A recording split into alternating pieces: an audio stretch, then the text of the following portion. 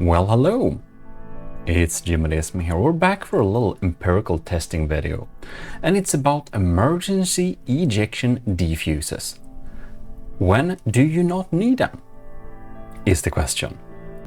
Also, hello and welcome if you joined in a previous video involving this ship. You should be very welcome.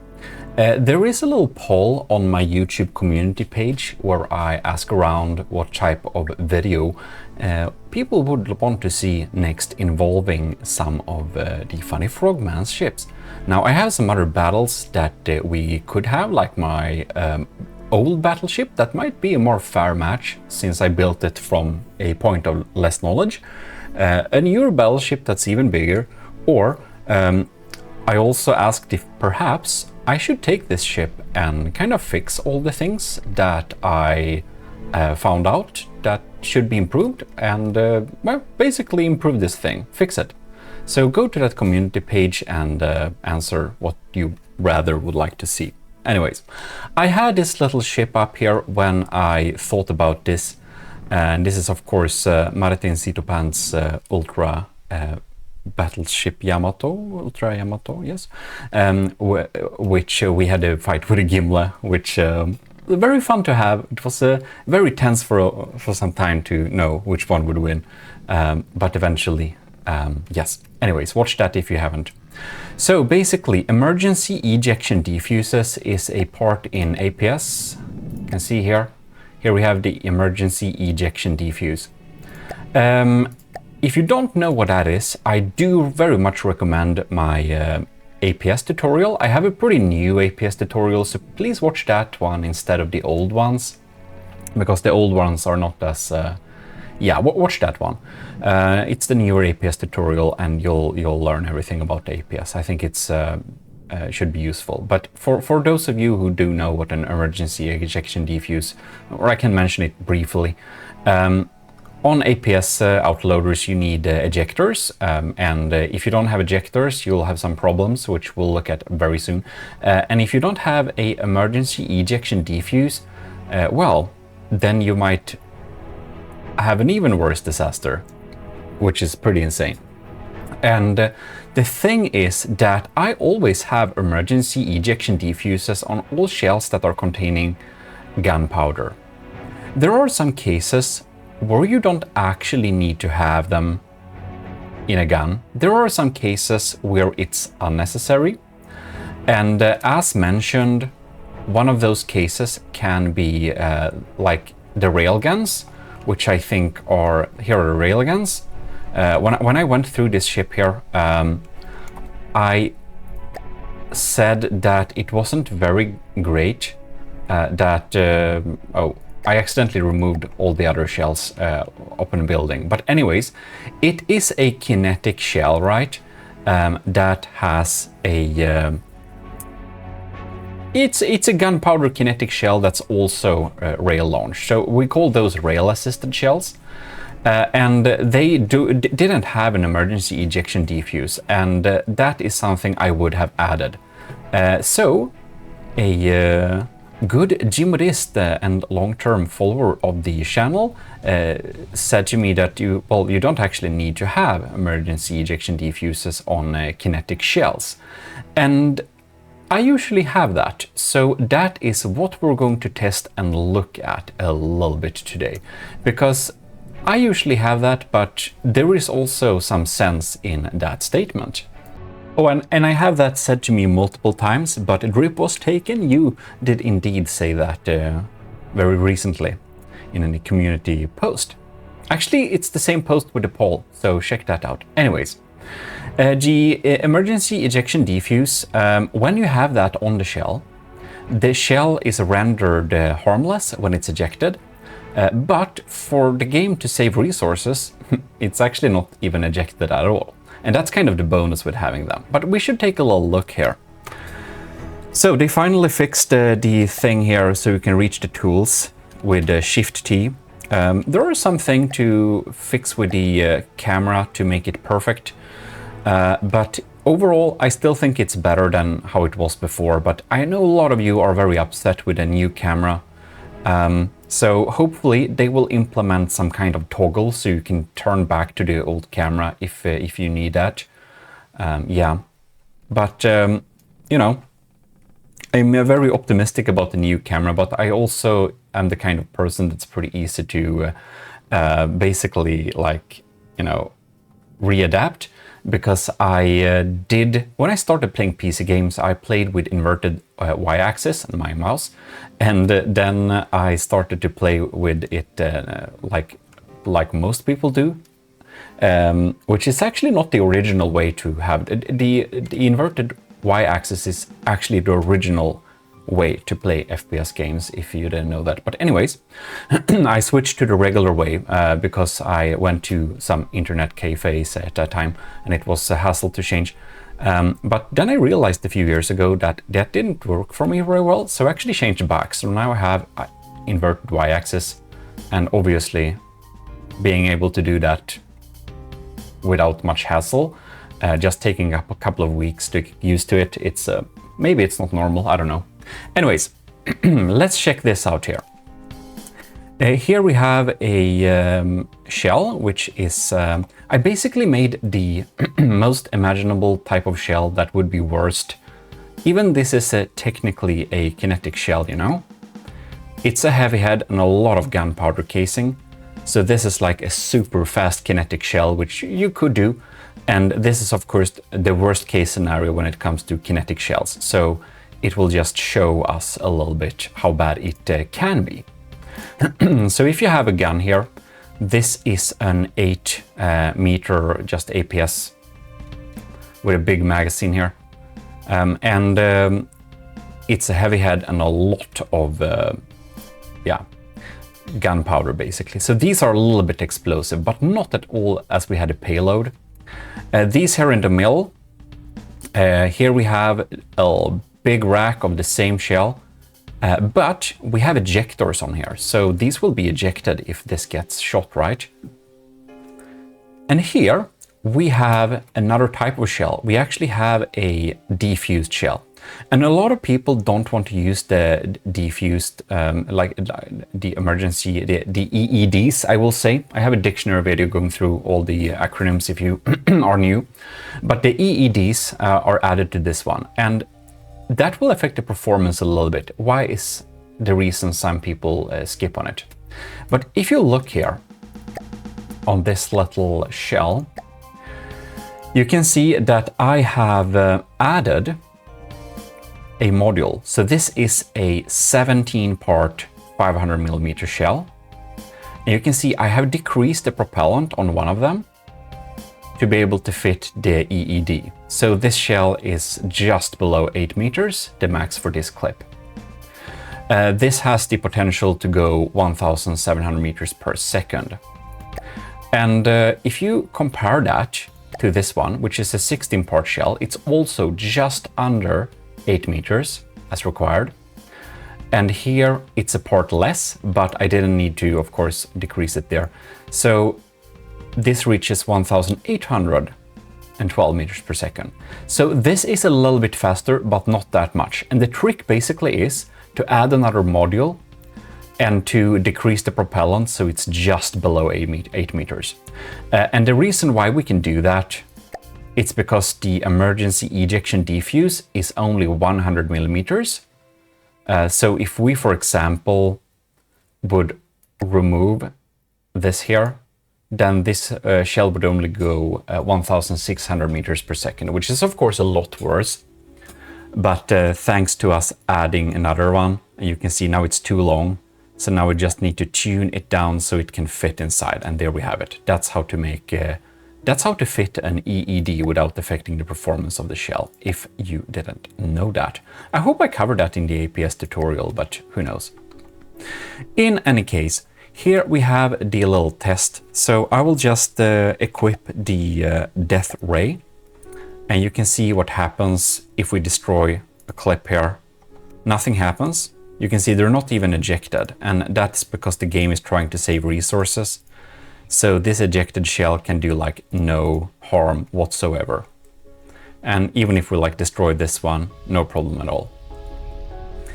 When it comes to this one instead, you can see we have no fuse here. This is no this is no EED, right? So when we hit that one, you can see shells are actually flying out of the magazine that's being destroyed. So when it's destroyed, these are flying out of here. And while you can see there is a minuscule kinetic damage in the upper right corner of the screen, so these shells, while having a very low velocity, is actually hurting our ship a little bit. In this context, it absolutely doesn't matter at all, but you know, it could matter dependent on the scenario.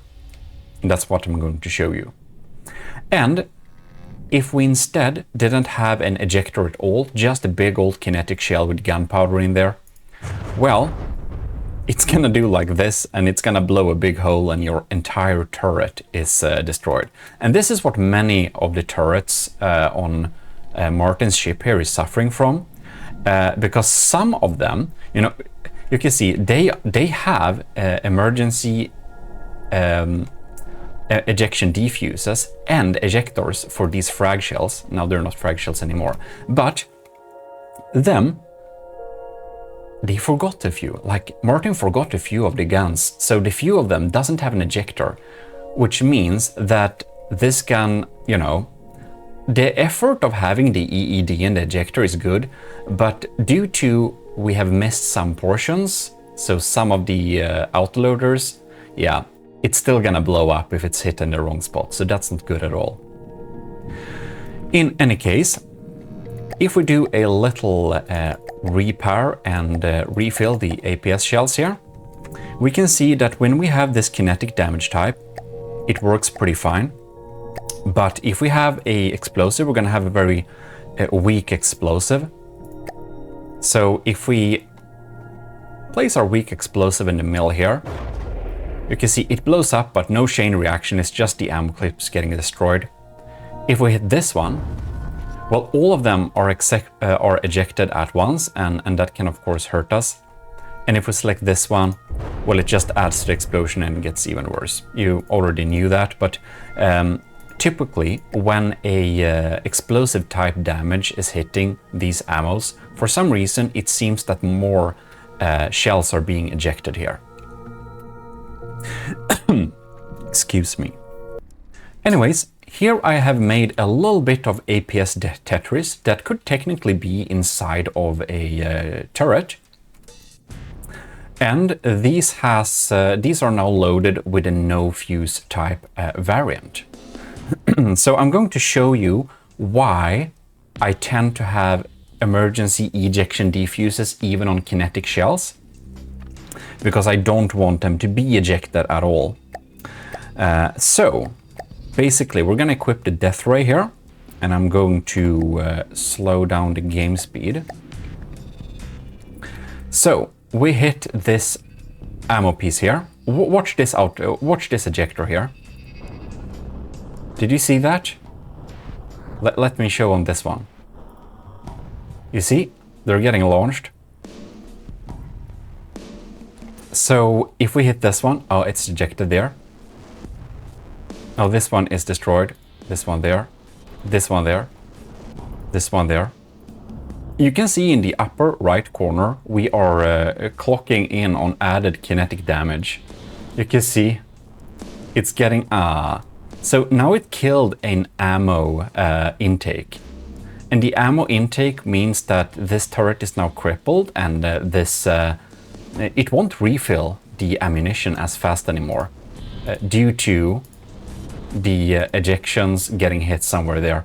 And there is the other type too, which can be a little bit more scary to use, but the regular one that ejects backwards, if these, for example, hit on something below or above it that's really important, like a connecting block that makes the entire turret fall off, adding that extra damage to whatever they are ejected on may not be worth it. So yes, the kinetic shells, they're not very scary, but it's really unnecessary. Might as well have the emergency ejection defuse and your turret might survive a little bit longer.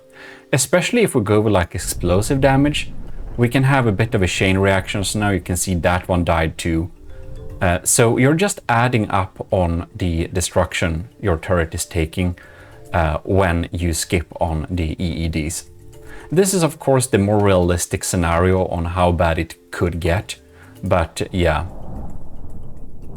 I don't think it's worth it. Of course you need an ejector, but if you don't have an ejector, well, then it might be a good idea. Yeah, then you should actually do something else. But anyways, it's a good idea to have your EEDs on kinetic shells as well.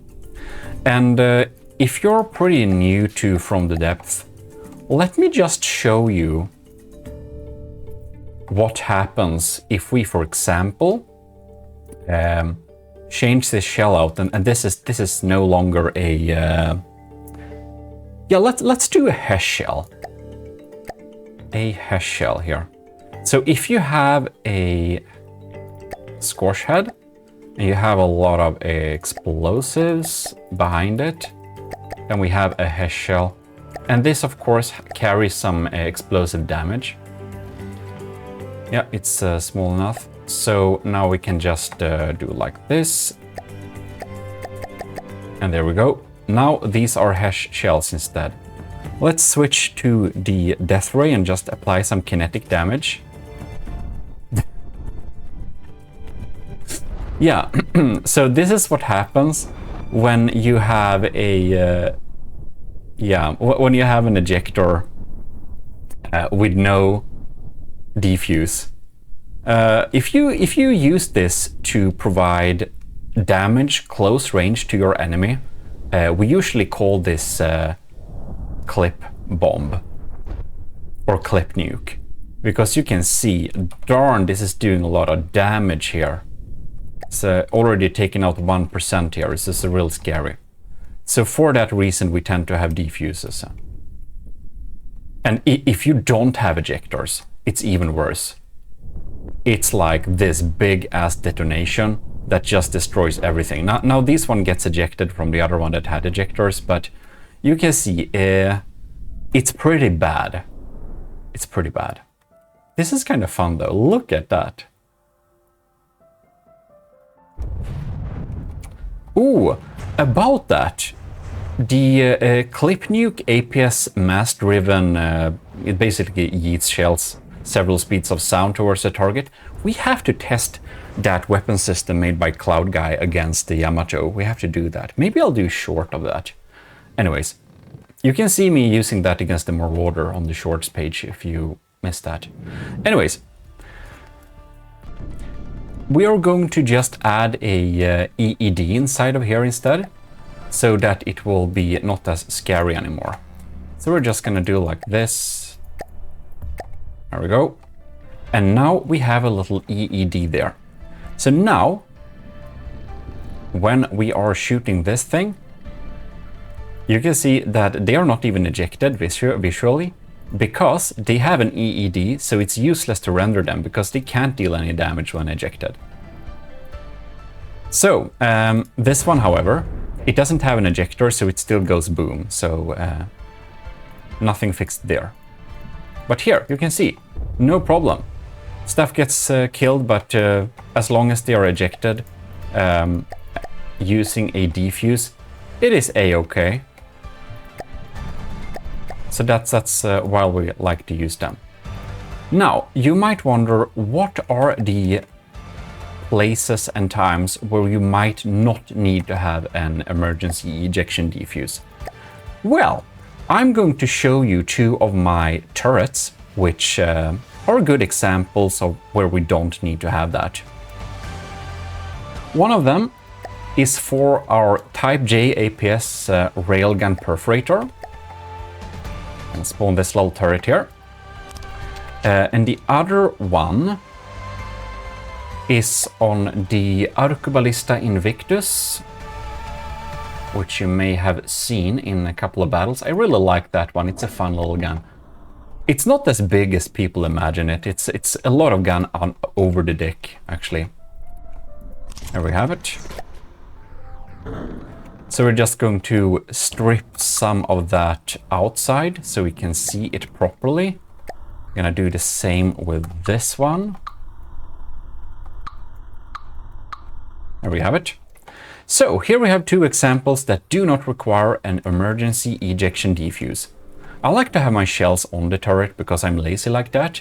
But here you can see, if we just go into the shell here, that we have a railgun casing, a supercavitation base, and yeah, just a solid little head here and stuff like that. It's all fine. And in this case, they are not even having ejectors. You can see we have a ejector-less system. Now, what does that mean? That means that this is a kinetic-only weapon.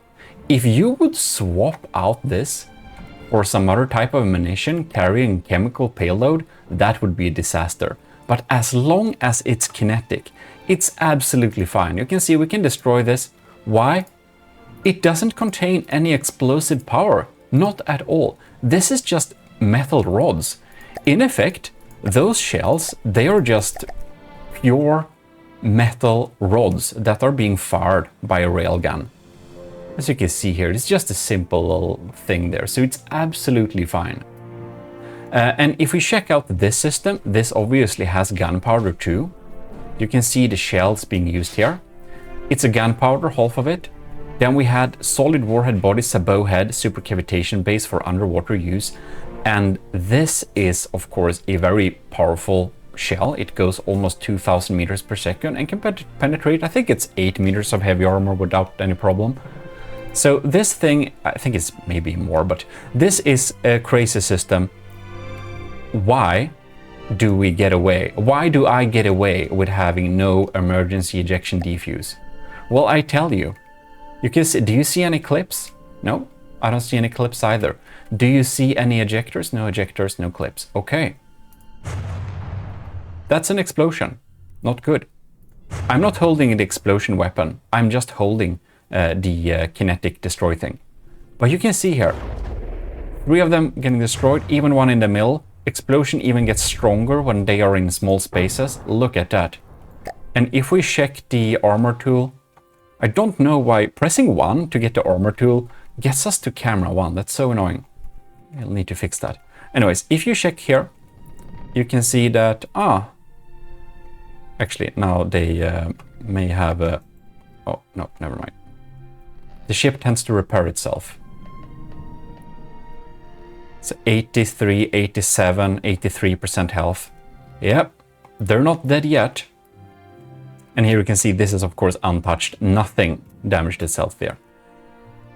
So what you do when you want to have a EED free design and stuff like that, you basically need to build a cannon with only autoloaders. You don't actually need clips. Clips is just a much cheaper way to increasing the fire rate. If you don't have clips, you know, each of these autoloaders costs almost 500. If you check this clip, it costs like 320. So having clips is basically only to save costs. But also you can see that the health of an ammo clip is 800, and on this autoloader it's 2400. If you check this ammo intake, it has a health of 150. That's why they can get destroyed when we are ejecting kinetic shells with no ejection defuse on it. So just have autoloaders and you can have kinetic shells instead without any EED. But do keep in mind that if you were to change this out to a high explosive, we're gonna have frag in here, we're gonna have some EMP, thank you, like that, great. And if we go to this shell here, and we're gonna have, we're gonna make this an AP frag railgun. That's a really scary system. This is gonna be an explosive AP explosive railgun. Right.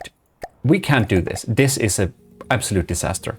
So let's try that out. See what happens.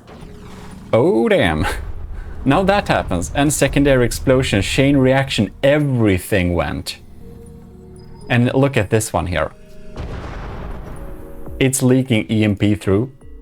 It's not getting as destroyed, but you can see we are having some really scary damage just coming out of here. If we just do a little repair all and refill the APS shells. Just, there you can see, damage, damage, damage. And as you can see, the damage is not that bad, but eventually those frags add up and the whole turret goes.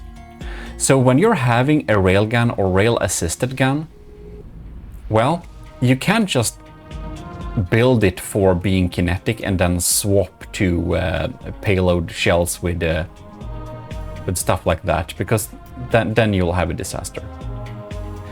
The absolute worst, by the way, the absolute worst shell to have, we can just do this for the fun of it. But if we have fragmentation, fill to head with frag. Let's go. That's the worst nuke. And these are ejected. And these are not ejected, so there you can see what happens. Oh, and there we had a couple of rods ejected. And they just chain react and destroy everything. So yeah, having EEDs is a good thing, even for kinetic shells. And one of the main reasons I always try to implement EEDs on most of my shells and guns, well, larger guns that is, that's because if I ever want to swap the ammunition, like if I have armor piercing, just regular solid warhead bodies, and I want to switch to AP EMP or something, I don't want the turret to kind of EMP kill itself or blow up or just be filled with frag, just because I switched the shell and forgot to add an EED and rebuild the entire turret to add ejectors. That doesn't make sense. So that's the thing. So in short, I would say like this. When you're building APS shells and APS cannons, either you have an EED plus an ejector, or you don't have an ejector or an EED, you just have a clipless design with only autoloaders. Those are the two options.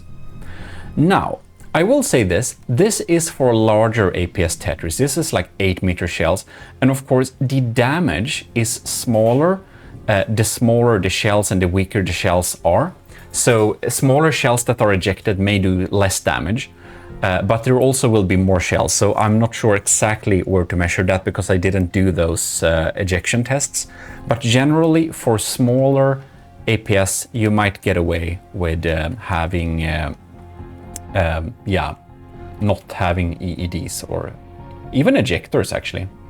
Ooh, it seems to be a little bit of confusion about the army of Gmodism. I will make it easier in the future in Discord, but basically to enlist in the army of Gmodism, it's absolutely free. You'll get access to all of our challenges and tournaments and stuff like that, you know. Some of them are or like army of Gmodism Empire only, and that is in our Discord, which is just called it's the Gmodist Discord, but the channel is #Army of Gmodism, but you don't see that if you're not enlisted. And enlisting in the Army of Gmodism is free. You will go to the role assignation in the Discord and you will write in like dot role, period role, and then Matros 3rd class. You can see the roles there, and then you're enlisted. If you, however, want to support the channel too, you can do that via Patreon, and then you're a commissioned officer in the Army of Gmodism. And that's via Patreon, that of course costs. And for the officers there, I have this downloadable little pack of files and folders you can use. So today I built templates for Tetris, APS Tetris. I built I've been sitting like on Martin's ship here building these templates, and they're going to be in the next upload of the file, which is not today, but when you see that announcement, you will know that all the officers, you'll have access to this APS Tetris that I put together, and of course the new stuff as well. So I just wanted to mention that. Anyways, I will go to this thing because I'm gonna spawn this little template with big Tetris. Maybe we'll have it here. It's some 2-meter autoloaders. Oh, I think we had some issues. So there we are. But I should mention this. You can, of course, make turrets that have ammo ejectors and no ejection defuses. And that's particularly like if you have a small turret and you're able to make the ejector actually like go outside of the turret. So maybe you just have a few autoloaders and those autoloaders are connected up so that the ammo literally will be expelled like out of the vehicle. You can do that. That's of course fine, but that will be very small ships and tanks and stuff like that. And for this type of battleship cannons, that's of course not a case. So with these templates like this big cluster here, they of course assume that you used a shell which does have an emergency ejection defuse on it, because like if you don't, they're of course just like gonna blow up. Yeah, so here we can see we have a 44mm gun. Each of these are containing 44 shells, and with no defuse, if you kind of scratch this thing, it's gonna be a powder keg. It's just gonna, yeah, it's just gonna explode. You can see, and it's just gonna rain down a lot of small shells. So that's not, of course, great. So for this little system, we of course need to add a EED, and you can add another module to balance it out too. There we can go. And we can just do like this, refill, repair. There we go. So if this now is hurt again, you can see it's fine. They're flying out of here, but they are technically not going. Oh, look! It's the heat shells coming back from space. That's fun. Yeah, so when these new ones are destroyed, it's absolutely fine, you know, because we had an EED. Now, there are some kinetic payloads which may not require, if it's small enough, if we do this little shell here, for example, if it's small enough, and we just make a tiny little, like a sabot solid warhead body system like this, maybe. We don't need a EED, we're just gonna have some more gunpowder to, yeah, 7, it's probably slowest speed we could get away with. I'm just gonna repair it and get that in there. So we can see 44 shells. If we destroy this one, they're ejected. They're so ejected. Tiny, tiny, tiny shells. Which, of course, they will do damage. You'll not get away. You can see them. You can hear them, actually. If we just destroy this so we can see. If we destroy this little here. Actually, we can't probably see them because we're not that fast, but yeah. They do some extra internal damage, but the damage is so small that it doesn't quite matter. So 44mm, of course, a really big shell in real life, but in from the depth it's kind of not. And also, for some smaller shells, like if we check this one out and we instead have an armor piercing head, we kind of have one high explosive module. It's not gonna be like that scary. This might actually just blow up to pieces, but there is a little area where you can get away. Now you can see it does blow up. It's not good, but it doesn't necessarily chain react and destroy the entire turret. It just destroys some parts of the turret, it is going to decrease the lifetime of the turret, of course it will, but it might be so that you can make a system that's a little bit more dense when it comes to firepower, thanks to this. Now we're actually raining, it's actually raining down ejected shells on us, so that's not good, but yeah. So you can get away with it.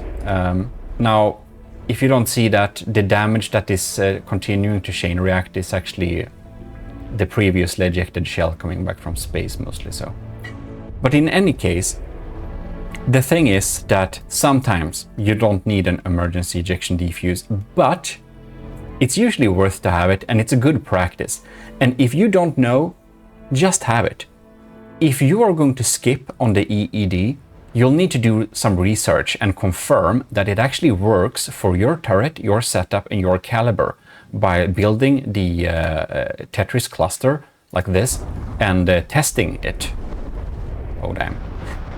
To see if it actually does work as you have intended or not. Otherwise, stick to your EEDs or use pure railguns. Well, or the other exceptions, as I did mention, like you could, like pure railguns don't need ejectors. Yeah, basically, if you're going to skip on the EED, you're going to skip on the ejector usually too. Also, like this system here. If we just repair this thing, I'm gonna refill these ammos here, and I'm gonna remove the ejectors. Yeah, that's all the ejectors. Now, I'm not 100% certain, but I think this will not do that much damage. I think it will be comparable to the ones with ejectors. Okay, let's test. Oh yeah. Definitely. Yeah. There we have it. So I will now conclude that if you have ejectors, you do have an emergency ejection defuse too. If you're going to skip on the EED, you might as well skip on the ejector, like in this example. With the only exception being, if you're building like a small gun, let me just show you. I'm gonna have that little cluster prefab here, you can see. So let's say this is a fixed gun on a tank or whatever. Here we have it. Oh god damn it, that's a tiny caliber for this, but anyways. And we had some shell assigned there. Oh damn, it's too big. No, it's not. It's probably fine. So then if this thing is... we got some shells there. And this thing is destroyed. Like that. They're just ejected up into the air and it doesn't really matter. And then you probably want to select the type of ejector that works the best, which is in this case probably backwards, because of course I don't think we will have anything backwards of the tank. No. So yeah, there we have it. Well, I think I should probably stop rambling by now. I may have repeated myself, but hopefully the message was reached you. In any case, hope this was useful for you. If it was, leave a like and do check out the community page with that little poll. What video you'd like to see next. If we're gonna pitch some of our Funny Frogs designs against some of my other ships, like some weaker ships or just bigger ships for fun, or if we're going to perhaps fix the Yamato to a, you know, to a state where it's actually good. Anyways, thanks for watching. This is your host, Eric of Gmodism. See you in Discord and list in the AOG. I'll see you next time. Bye bye.